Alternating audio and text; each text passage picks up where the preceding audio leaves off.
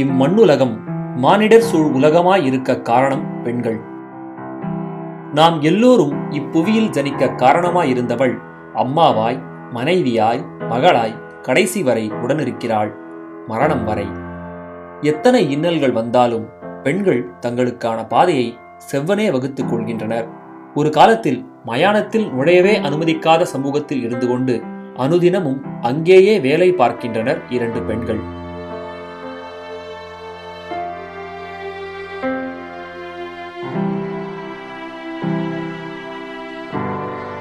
யாருமே முன் வரல. ஐயோ பேய் இருக்கும், பிசாசு இருக்கும், நாங்க வரமாட்டோம்.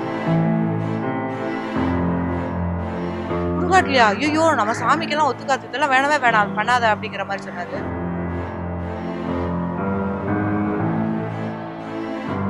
மோஸ்ட்லி வரவங்க எல்லாருமே ட்ரிங்க்ஸ் பண்ணிட்டு தான் வராங்க. யாரு தூக்கிட்டுலாம் போயிருக்காங்க எங்களை. மனுஷங்க தான் பேய், மனுஷங்க தான் ஒருத்தவங்களை கெடுக்கிறதே. ஆனா பேய் அப்படிங்கறதெல்லாம் இல்லவே. அதனால எதையுமே நாங்க கேர் பண்ணவே மாட்டோம். அவங்க படுத்து அழுத காட்சி கண்டிப்பா தாங்கவே முடியாது. உலகத்துல கொலை பண்ணினவனே நெஞ்ச நிமித்தி நடக்கும்போது இன்னும் ஒரு உன்னதமான வேலை செய்யும் போது நாங்க பெருமையா காலத்தை தூக்கி விட்டு சொல்லுவோம். நாங்க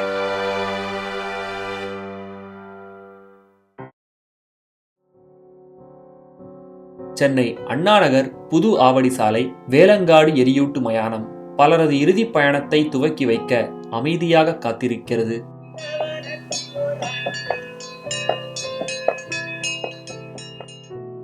எஸ்தர் சாந்தி, பிரவீணா என்ற இந்த இரண்டு பெண்களும் இங்கு வேலை செய்ய ஆரம்பித்தது கட்டாயத்தால் அல்ல, விருப்பத்தால். எங்களோட ஆர்கனைசேஷன்ல 155 ஸ்டாஃப் வேலை செய்யறாங்க. பெண்கள் 61 பெண்கள் ஸ்டாஃப் ஒர்க் பண்றாங்க. அதுல ஒரு 20 ஸ்டாஃப் வர வச்சு இந்த மாதிரி பரியல் ப்ராஜெக்ட் எடுக்க போறோம், அதுல யார் வேலை செய்ய முடியும், வேலை செய்யறதுக்கு விருப்பம் இருக்குன்னு கேட்கும்போது யாருமே முன் வரல. ஐயோ பேய் இருக்கும், பிசாசு இருக்கும், நாங்க வரமாட்டோம் அப்படின்ற மாதிரி சொன்னாங்க. பொம்பளைங்களே போகக்கூடாது அங்க அப்படிங்கிற மாதிரி பேசினாங்க. நாங்க 2 பேரும் மட்டும் நாங்க போய் பண்றோம் சார் அப்படின்னு சொல்லி சொன்னாங்க. பல ஆண்களே ஏற்க தயங்கும் இந்த வேலையை இவ்விருவரும் எந்தவித சங்கடங்களும் பாராமல் செய்து வருகின்றனர். ஆதரவற்று வரும் சடலங்களை புறக்கணிக்காமல் பெண்களுக்கே உண்டான தாய் உள்ளத்தோடு அவற்றுக்கு தேவையான இறுதி மரியாதையை செய்து வருகின்றனர்.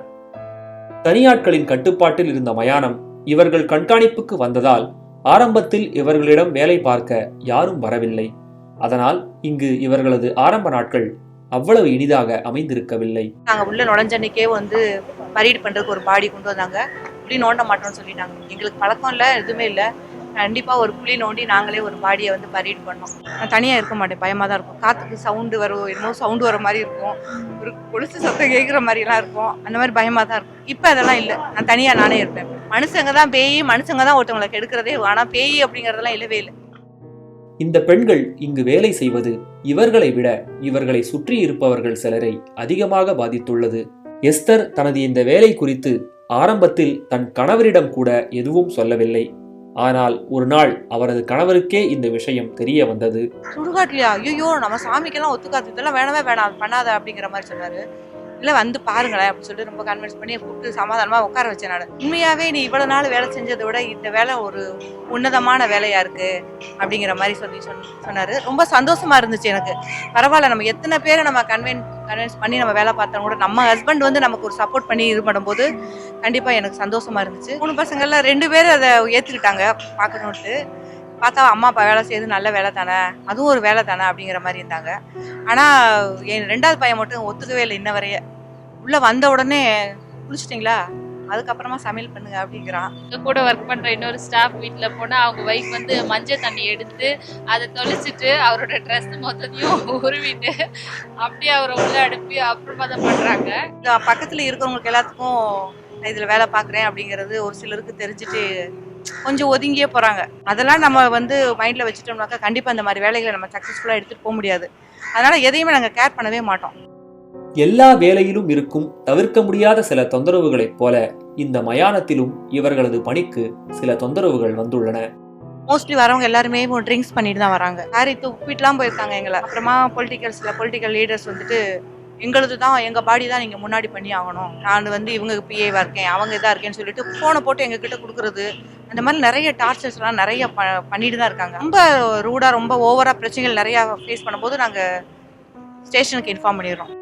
மயானத்தில் வேலை செய்பவர்கள் பெரிதாக உணர்வுகளுக்கு மதிப்பு கொடுத்து கொண்டிருக்க முடியாது. ஆனால் என்னதான் வலிமையாக இருந்தாலும் இவர்களை வெகுவாக பாதித்துள்ளது ஒரு மரணம். திருச்சியில வந்து அம்மா அப்பா 2 பேரும், ஒரே ஒரு பையன் மட்டும்தான். அப்பா வந்து அம்மாவை ரொம்ப கொடுமைப்படுத்தி சந்தேகப்பட்டு அடிச்சு ரொம்ப சித்திரவதை பண்ணிட்டு இருந்தாங்க. அப்படி இருக்கும்போது அந்த பையன் வீட்டை விட்டு இவங்க வச்சு தாங்க முடியாம வீட்டை விட்டு ஓடி வந்துட்டான். ஓடி வந்து சின்ன குழந்தையிலேருந்து ஓடி வந்து வேலைக்கு போய் அம்மாவுக்கு எல்லாம் நல்லதெல்லாம் பார்க்கணும் வைக்கணுட்டு அவங்க அப்பா இறந்து போயிட்டாரு. அப்போ கூட அவங்க அப்பா போய் பார்க்க கூட இல்லை அந்த பையன். அப்புறம் அம்மாவுக்கு வந்து அவன் ஃப்ரெண்டு மூலியமா கால் பண்ணி அம்மா கிட்ட போய் மொபைல் கொடுன்னு சொல்லிட்டு பேச வச்சு, அந்த மாதிரி அவன் இங்கே தான் இருக்கேன் உங்களுக்கு எல்லாம் பண்ணுறேம்மான்னு சொல்லிட்டு வண்டி 2 வீலர்லாம் வாங்கியிருக்கான். அவங்க அம்மா வந்து பஸ்ஸை விட்டு இறங்க போகிறான். தாம்பரத்தில் வந்திருக்காங்க. அந்த பையன் வந்து அவங்க அம்மாவுக்கு ஃபோன் பண்ணிவிட்டு ஏதோ 2 வீலர் புதுசு வாங்கியிருக்கனால ரொம்ப இதாக ஓட்டிட்டு அது ஏதோ கடைக்கோ எங்கேயோ போயிட்டு டேர்ன் பண்ணியிருக்கான். லாரிக்காரன் வந்து அடிச்சு போட்டு போயிட்டேன். போய் பார்த்தீங்கன்னா அவங்க அம்மா வந்து ஃபோன் பண்ணிட்டு ஐயா நான் வந்துட்டேன் எங்கேயா இருக்குன்னு சொல்லிட்டு ஃபோன் பண்ணி கேட்குறாங்களாம். டிராஃபிக் போலீஸ் எடுத்து பேசியிருக்காங்க. வெளியில் நிற்கிற ஆட்டோ வந்து ஆட்டோக்காரர்கிட்ட கொடுங்க, நீங்கள் ஆட்டோலேயே நீங்கள் வந்துடலாம் உங்கள் பையனை பார்க்கறதுன்னு சொல்லிட்டாங்க.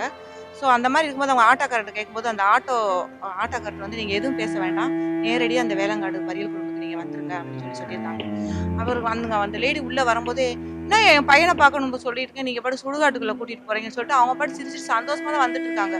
வந்து சுடுகாட்டுக்குள்ளே என்னன்னு சொல்லி கேட்கும்போது வந்து கேட்டோமே கொஞ்ச நேரம் வெயிட் பண்ணுங்க உங்கள் பையன் இந்த மாதிரி சொல்லிட்டு போலீஸ் சொல்லிட்டு அவங்க அவங்க குழந்தைய ரொம்ப நாளாக இழந்துட்டு நம்ம குழந்தைய பார்க்காம உலகமே அவங்க குழந்தை அப்படின்னு நினச்சிட்டு இருக்கும்போது அந்த குழந்தைக்கு வந்து இந்த மாதிரி ஆக்சிடென்ட் ஆச்சுன்னும் போது அவங்க படுத்து அழுத காட்சி வந்து கண்டிப்பாக தாங்கவே முடியாது. அந்த மாதிரிலாம் வந்துருச்சு.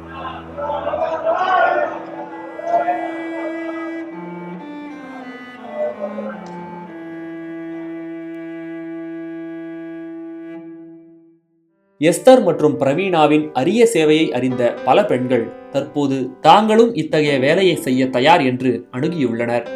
இதே மயானத்தில் வேலை செய்யும் ஆண்களும் எஸ்தர் மற்றும் பிரவீணாவுக்கு தேவையான ஒத்துழைப்பை தருகின்றனர்.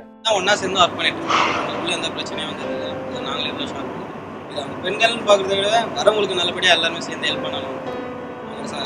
கஷ்டத்தில் வராங்க, மன நிம்மதியாக அனுப்பணும். அதனால எல்லாம் சேர்ந்து ஒர்க் பண்ணுவோம். வேலை தரும் மனநிறைவோடு ஓய்வு நேரத்தில் அருகில் இருக்கும் குடிசை பகுதி சிறுவர்களுக்கும் தங்களால் முடிந்த உதவியை செய்ய எஸ்தர் முடிவு செய்துள்ளார். நிறைய வில்லேஜ் இருக்கு, பக்கத்துல எல்லாம் ஸ்லம்லாம் இருக்காங்க. அந்த பசங்களுக்காக ரெஸ்ட் டைம்ல உட்காந்து ஒரு கிளாஸ் எடுக்கலாம், பக்கத்துல உட்கார வச்சு நம்ம பசங்களுக்கு உள்ள எல்லாருமே வரலாம் அப்படிங்கறத ஒரு எடுத்து கொண்டுட்டு போகணும் அப்படிங்கிற மாதிரி இருக்கும்.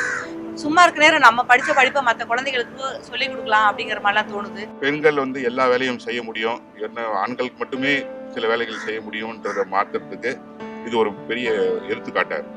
ஆரம்பத்தில் இருந்த தயக்கம், மெதுவாக பெற்ற தைரியம், சிலரின் புறக்கணிப்பு, குடும்பத்தின் ஆதரவு என இப்போது முழு திருப்தியுடன் வேலை செய்யும் எஸ்தர் சாந்தி மற்றும் பிரவீணா இருவருக்குமே இந்த வேலையால் பெருமை சேருவதை விட இவர்களால் இந்த வேலை தனிச்சிறப்பு பெற்றுள்ளது என்றே பார்க்க தோன்றுகிறது. உலகத்துல கொலை பண்ணனவனே உலகத்துல நல்ல சந்தோஷமா நெஞ்சு நிமித்தி நடக்கும்போது இந்த ஒரு உன்னதமான வேலை செய்யும் போது நாங்க பெருமையா காலத்தை தூக்கி விட்டு சொல்லுவோம், நாங்க நல்ல வேலை செய்யறோம் அப்படிங்கிற ஒரு இதே நாங்க சொல்லுவோம். ஆனா இதுக்கெல்லாம் வந்து பயந்து ஒடுக்கி நசுங்கெல்லாம் போயிடவே மாட்டோம். கண்டிப்பா சான்ஸே இல்லை.